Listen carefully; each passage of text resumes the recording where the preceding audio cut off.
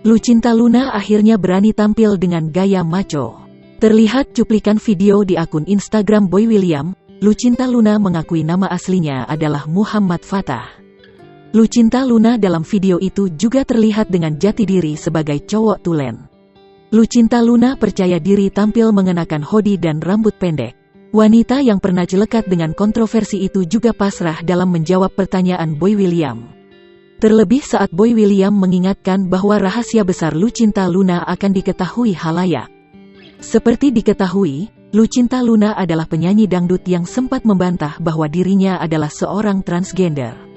Namun di tahun 2020, Pengadilan Negeri membeberkan bahwa Lucinta Luna sebenarnya punya nama asli Muhammad Fattah. Lu dengan begini, satu Indonesia akan tahu lu aslinya siapa, ujar Boy William dikutip pada Selasa, tanggal 26 Oktober tahun 2021. Gue sebenarnya udah enggak peduli, kata Lucinta Luna dengan wajah datar. Blak-blakan, Lucinta Luna menyebut nama aslinya, Muhammad Fattah. Kepada Boy William, Muhammad Fattah berujar bahwa sosok Lucinta Luna sebenarnya tidak ada.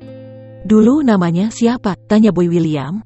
Dulu, Muhammad Fattah, imbuh Lucinta Luna. Lu aslinya sebenarnya Lucinta Luna atau ini? Tanya Boy William.